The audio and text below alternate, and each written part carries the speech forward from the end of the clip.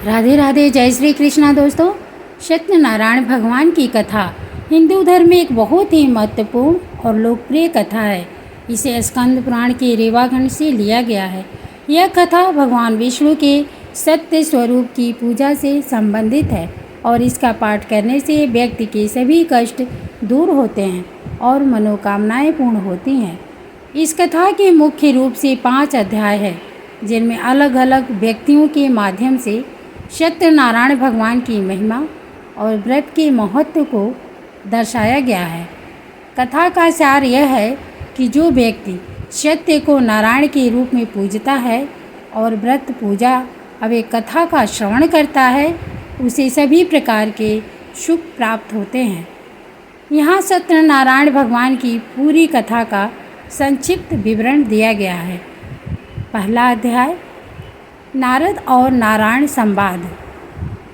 कथा की शुरुआत होती है जब देवर्षि नारद भ्रमण करते हुए मृत्यलोक में मनुष्यों को दुख से पीड़ित देखते हैं। वे चिंतित होकर भगवान विष्णु के पास जाते हैं और उनसे पूछते हैं कि मनुष्य के दुखों को कैसे दूर किया जा सकता है। तब भगवान नारायण उन्हें सत्यनारायण व्रत का महत्व बताते हैं।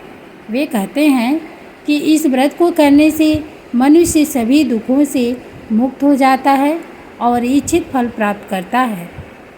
दूसरा अध्याय, एक निर्धन ब्राह्मण की कथा। भगवान नारायण नारद जी को एक निर्धन ब्राह्मण की कथा सुनाते हैं। यह ब्राह्मण अत्यंत दरिद्र था और भूख प्यास से व्याकुल रहता था। एक दिन भगवान ब्राह्मण के रूप में उसके पास आते हैं और उसे सत्यनारायण व्रत करने की सलाह देते हैं। ब्राह्मण श्रद्धापूर्वक उस व्रत को करता है और उसे भिक्षा में बहुत धन मिलता है। वह अपने बंधु बांधवों के साथ मिलकर सत्यनारायण भगवान का पूजन करता है और उसके सभी दुख दूर हो जाते हैं। तब से वह हर महीने यह व्रत करने लगता है और अंत में मोक्ष प्राप्त करता है। तीसरा अध्याय, लकड़हारा और व्यापारी की कथा। इसी अध्याय में एक लकड़हारे की कथा है जो गरीब था और लकड़ी बेचकर गुजारा करता था। एक दिन वह एक ब्राह्मण के घर सत्यनारायण भगवान की पूजा होते देखता है और ब्राह्मण से व्रत की महिमा पूछता है और श्रद्धा से स्वयं भी व्रत करने का संकल्प लेता है। वह लकड़ी बेचकर जो धन प्राप्त करता है उससे सत्यनारायण भगवान की पूजा करता है और उसके जीवन में सुख समृद्धि आ जाती है। इसी अध्याय में एक साधु नामक व्यापारी की कथा भी है जो बहुत धनवान था लेकिन निसंतान था। उसने सत्यनारायण भगवान से संतान प्राप्ति की मन्नत मांगी और संतान होने पर व्रत करने का वचन दिया। उसे एक पुत्री प्राप्त हुई जिसका नाम कलावती रखा, लेकिन व्यापारी व्रत करना भूल गया।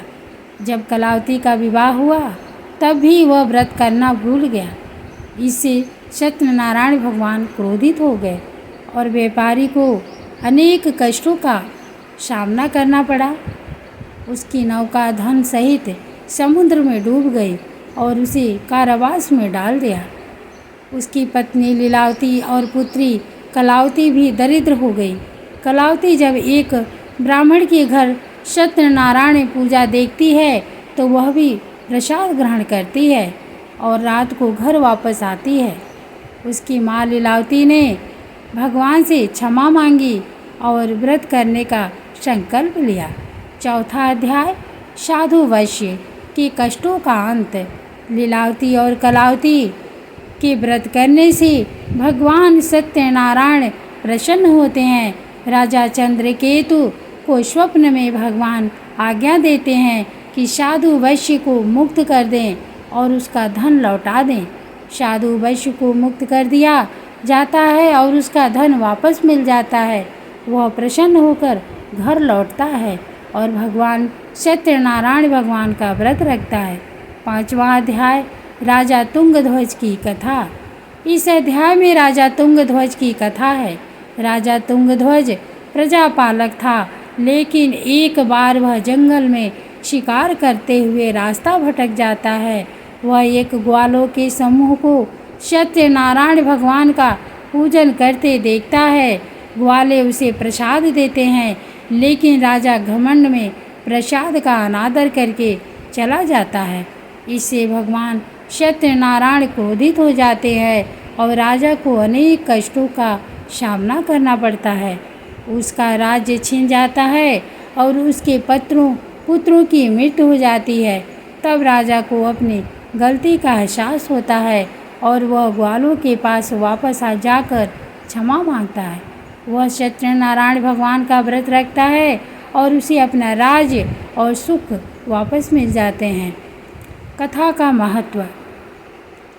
सत्यनारायण कथा हमें सिखाती है कि सत्य का पालन, सत्य ही नारायण है और सत्य का पालन करने से ही सुख और शांति मिलती है। वचन का पालन, जो भी वचन भगवान से लिया जाए उसे पूरा करना चाहिए। वचन तोड़ने से कष्ट आते हैं। प्रसाद का सम्मान, भगवान के प्रसाद का कभी अनादर नहीं करना चाहिए। विनम्रता और श्रद्धा, अहंकार और घमंड त्याग कर विनम्रता और श्रद्धा से भगवान की पूजा करनी चाहिए। यह कथा विशेष रूप से पूर्णिमा, एकादशी, संक्रांति या किसी शुभ अवसर पर की जाती है।